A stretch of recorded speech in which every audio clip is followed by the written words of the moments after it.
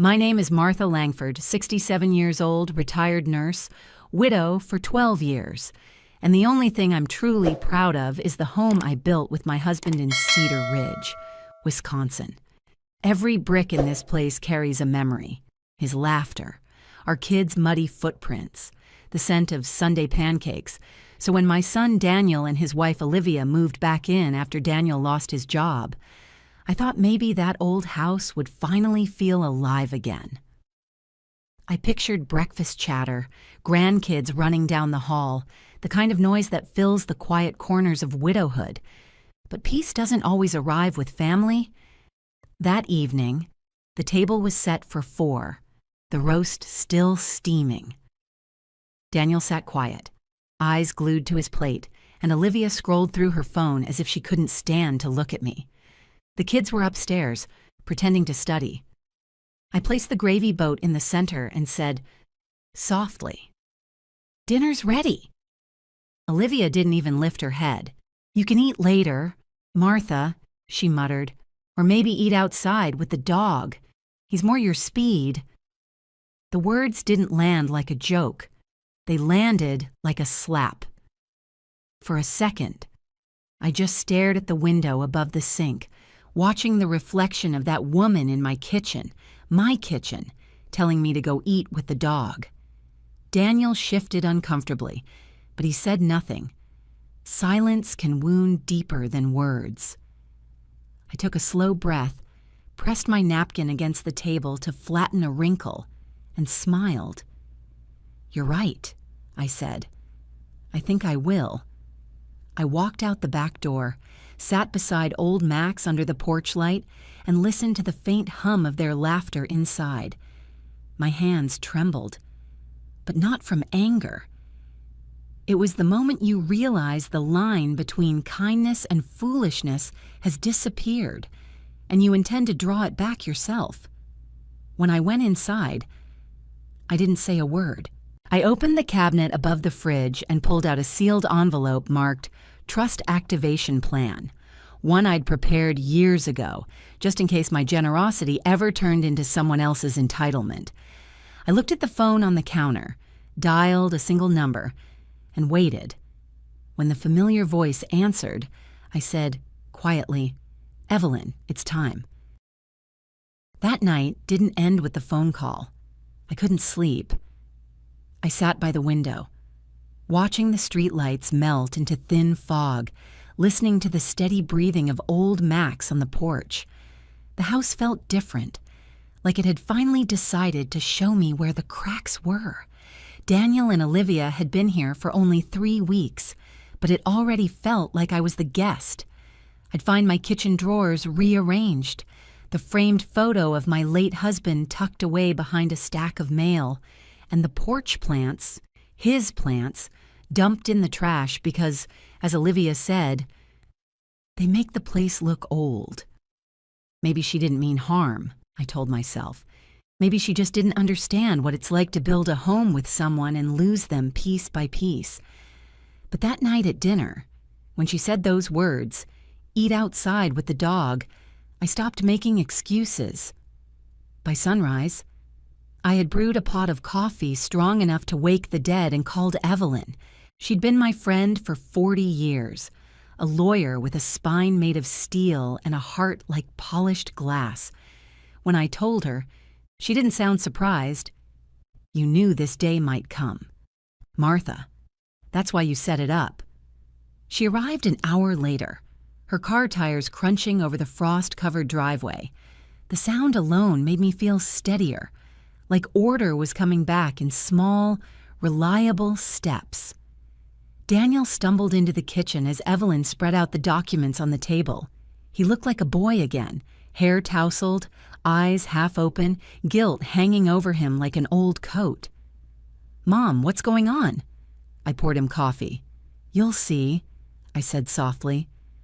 Olivia appeared next, barefoot, phone in hand, voice sharp as vinegar. "Evelyn, are we selling the house or something?" Evelyn smiled the way only lawyers do when they already know the ending. "Actually, Olivia, the house was sold years ago, sort of. It's been placed in a family trust. Martha here is the sole trustee.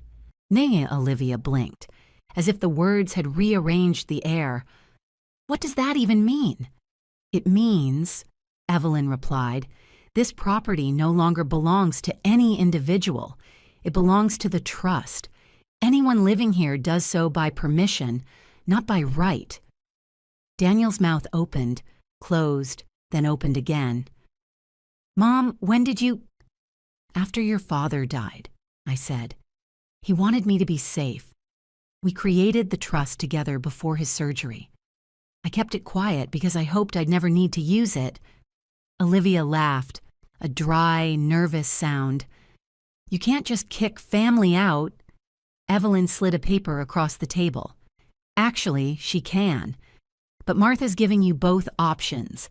Stay here for 90 days, rent-free, under her conditions of respect, or find somewhere else within the month.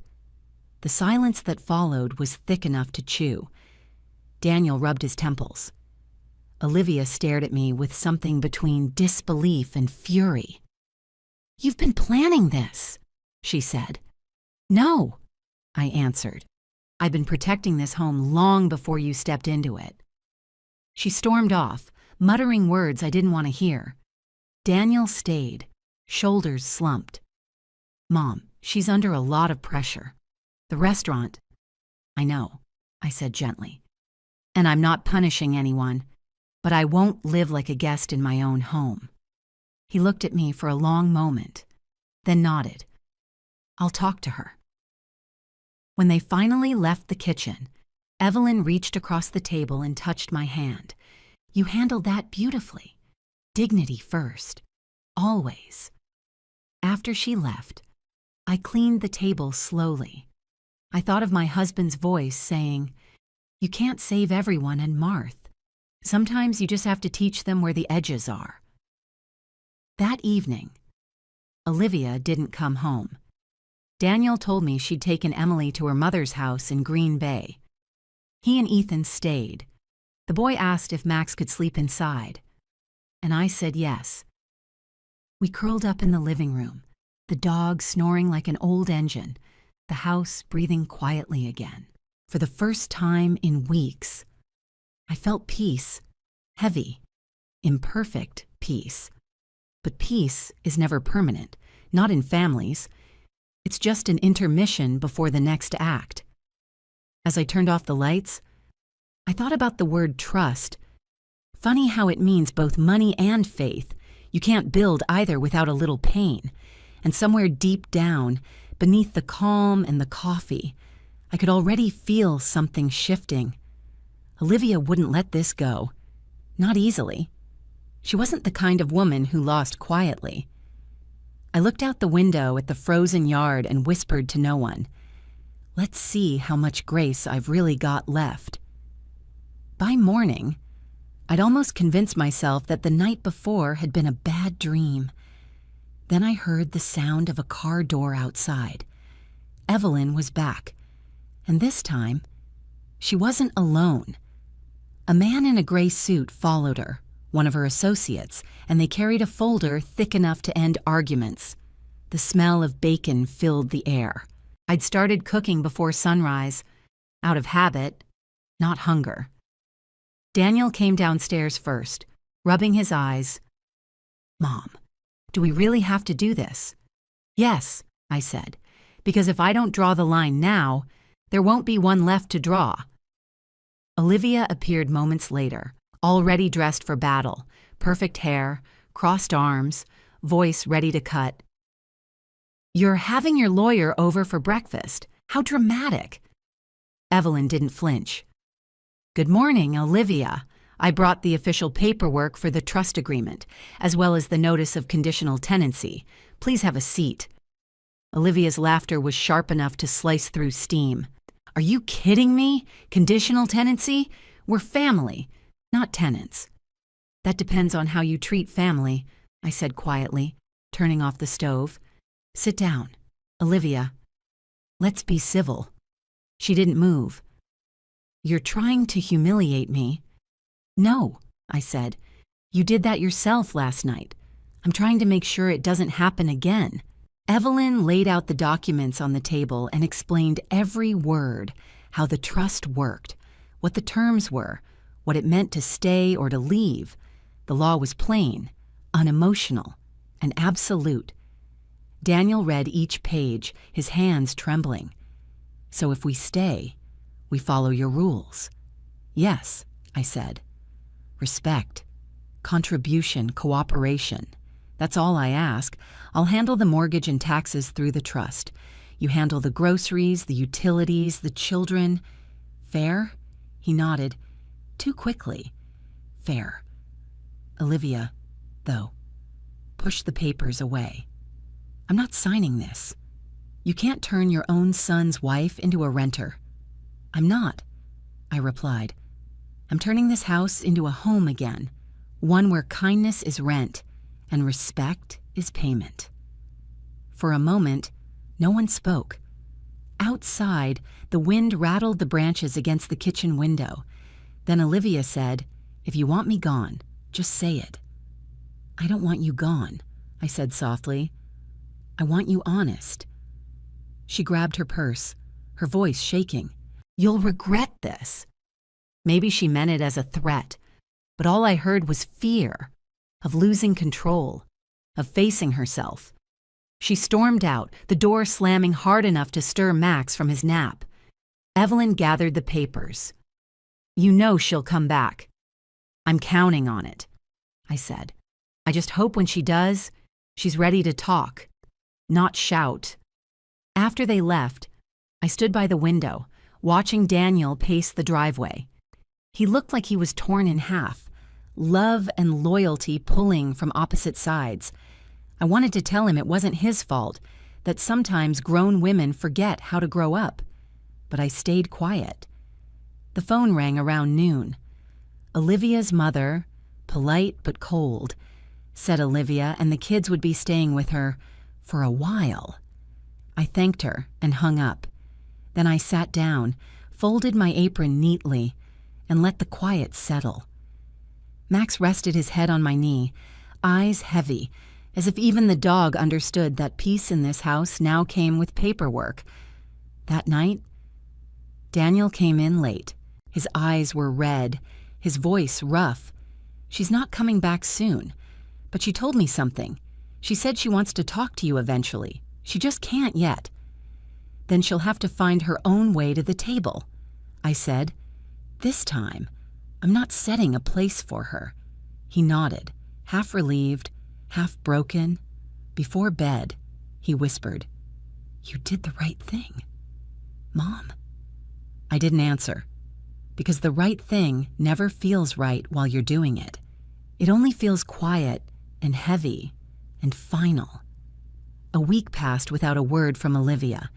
The house grew quieter than I liked. Too many empty chairs, too many echoes. Daniel worked long shifts at a factory across town, and Ethan spent most of his time glued to the television. Every morning, I made coffee for two, then poured 1 cup down the sink.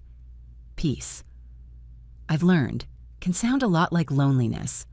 One afternoon, while folding laundry, I heard the mail slot creak. A single envelope slid onto the floor, cream-colored. My name written in neat cursive I didn't recognize at first. But the scent of her perfume gave her away before I finished reading the first line. "Martha, I don't expect you to forgive me. I just need you to know I'm trying to understand why I said what I said. Losing the restaurant. Moving here. It made me feel like a failure. You reminded me too much of the kind of woman I'm afraid I'll never be. Olivia."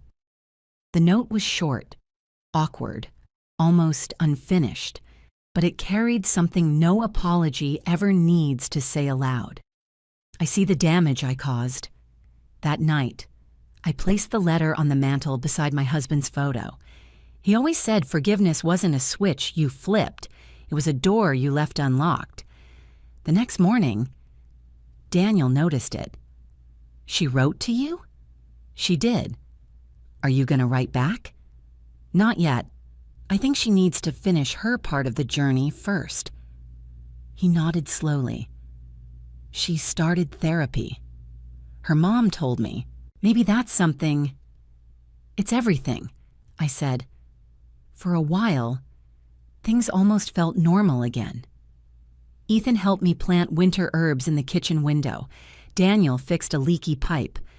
There were moments, quiet ones, when I almost forgot the weight that hung between us. But life has a cruel way of testing soft ground. It was late March when Mr. Fletcher, my next-door neighbor, collapsed on his porch. Daniel found him first, called 911, and I rode in the ambulance clutching his cold hand. Fletcher had been more than a friend. He'd been my anchor since my husband died. Watching the monitors beep inside that sterile hospital room, I felt something deep in my chest crack open. Daniel stayed by my side for hours, running errands, talking to nurses. Then, around dusk, I looked up and there she was, Olivia, standing at the end of the hallway, clutching a bouquet of daisies like a peace offering she wasn't sure she deserved. Her eyes were swollen, but not from pride this time, from crying. Daniel called. She whispered. I wanted to help. For a moment, neither of us moved. The past weeks sat heavy between us, a distance built from words that couldn't be unsaid. Then I stepped aside, nodding toward the chair beside Fletcher's bed. Sit, I said. He likes company. She did, quietly, carefully. And for the first time, there was no bitterness in her face, only exhaustion and something close to humility. Hours later, when Fletcher finally stabilized, Olivia and I walked out into the hospital parking lot together. The night smelled like rain. She turned to me, her voice trembling. I was wrong, she said. I don't want this to be who I am.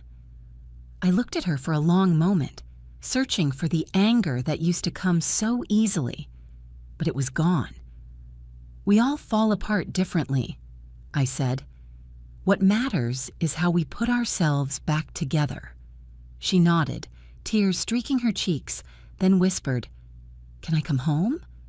Not yet, I answered softly. But you can visit. The storm broke then, thunder rolling in the distance. And maybe it was just the rain, but for the first time in months, I felt something clean washing over us, something like a start. Spring came slow that year. The snow melted in patches, leaving the yard half green, half gray, like it couldn't decide which season it wanted to be. That was how our family felt too, half broken, half mending. Olivia started visiting once a week. At first, she'd come only for a few minutes, dropping off groceries or bringing soup for Ethan when he caught a cold. We didn't talk much. We didn't need to. There's a quiet kind of apology that lives inside consistency, and she showed up every time. Daniel began smiling again. He fixed the fence, cleaned the gutters, even whistled while mowing the lawn. The house breathed easier. One afternoon, as we planted fresh herbs by the kitchen window, Olivia stood beside me. I've been thinking, she said, brushing dirt from her hands. Maybe it's time we help each other, not just live around each other. I waited. I spoke with a contractor. She continued. We could turn the upstairs into a small apartment, separate kitchen, separate entrance. You'd still have the downstairs. We'd pay rent to the trust every month. That way, everyone knows their space and no one steps on anyone else. I stared at her, wondering when this woman, this same woman who once told me to eat with the dog, had learned to talk like that. But she meant it. I could see it in the way her hands trembled just a little, like someone reaching for peace and hoping it wouldn't bite. That's a smart idea, I said. It gives us both room to breathe. She smiled, a real one this time. I'm learning that breathing is underrated. Within weeks, the work began. The upstairs filled with the hum of drills and the smell of fresh paint. Ethan helped install light fixtures. Emily, her little hands covered in chalk, drew hearts on the garage door with "Welcome Home" written in shaky letters. Neighbors stopped by to peek and gossip, whispering things like, "Guess they worked it out and about time." Maybe they didn't understand what it took to build something new from what had almost fallen apart. But I did. When the renovation finished, we held a small cookout in the backyard. The grill hissed, the air thick with the smell of charcoal and forgiveness. Fletcher, recovered and grinning, brought his famous potato salad. Evelyn arrived late, holding a bottle of wine and saying, "I came to see justice served, with barbecue sauce." Olivia laughed, the sound lighter than I'd ever heard it. She handed me a plate and said, "You should sit down. Let me handle the serving for once." I did. As the evening stretched on, I looked around the yard, the kids chasing fireflies, Daniel telling bad jokes, Fletcher clapping too loudly, Evelyn rolling her eyes, Olivia refilling glasses, and I felt something that had been missing for a long time. Not victory, not revenge, just balance. When everyone left, the house stood quiet again. But this time, the quiet didn't feel empty. It felt earned. Later that night, Olivia knocked on my door. She handed me a small envelope, smiling shyly. Inside was a check made out to the trust. "First month's rent," she said. "Officially tenants now." I laughed. "Tenants? Your family." "Maybe both," she said. After she left, I stood by the window, watching the porch light glow on the fence we'd rebuilt together. For the first time, the word home didn't feel like a memory. It felt like a promise. Mornings feel different now. The house wakes slowly, floorboards creak, the coffee maker hums. Sunlight crawls across the porch like it's learning its way back home. I still wake before everyone else, an old nurse's habit, but instead of pacing empty rooms, I sit by the kitchen window with my first cup of coffee and let the quiet fill me. From here, I can see the new staircase outside, the one that leads up to Daniel and Olivia's apartment. 2 doors, 2 keys, 2 lives that finally fit inside the same roof without colliding. It's strange how boundaries, once drawn in pain, can become the very thing that keeps love safe. On Sundays, Olivia comes downstairs with the kids. She brings fresh muffins or a jar of homemade jam, always insisting I take the first bite. We talk about small things, school projects, grocery sales, the weather, but underneath, there's something sacred in our silence. Mutual respect, finally earned. Sometimes I catch her looking at me with that same expression I must have worn when I was her age, tired but hopeful, afraid of being judged but still trying anyway. We're not friends yet, not exactly, but we're something sturdier. 2 women who decided not to let pride ruin what families still could be. Daniel has found steadiness again. He laughs more, fixes things before I ask, and calls me Mom in that soft, boyish tone I thought I'd lost forever. Ethan mows the lawn on weekends. Emily draws on the back steps with chalk. Even Max, my old dog, seems lighter on his feet, as if he knows the house has finally exhaled. The trust paperwork is still in the drawer, signed and sealed. I keep it not as a threat, but as a reminder that love without boundaries turns to resentment faster than milk left in summer heat. Every month, Olivia hands me that rent check for the trust. She signs it with care, as if each signature rewrites a little of what went wrong. I never cash them myself. Evelyn handles that. For me, the paper means more than the money. It's proof that respect can be rebuilt, line by line. Every so often, Evelyn visits. We sit on the porch with coffee, watching the sunset smear orange across the sky. She always says the same thing. You managed to turn revenge into restoration. That's rare. I tell her it wasn't revenge. It was clarity. Because real justice isn't about getting even. It's about standing tall without shouting. It's about choosing peace when pride would have been easier. It's about teaching love how to behave. Tonight. As I lock the door, I hear laughter drifting from upstairs, Olivia reading bedtime stories, the kids giggling. I smile, turn off the lights, and whisper a small prayer into the stillness. Not for more years, but for more days like this. Quiet, kind, and honest. Then I write in my journal. Same as always. Justice done. Grace applied. And for the first time in a long time, that feels like enough. Thank you for watching. If you enjoy these family drama and revenge stories, please subscribe and join me for more every day.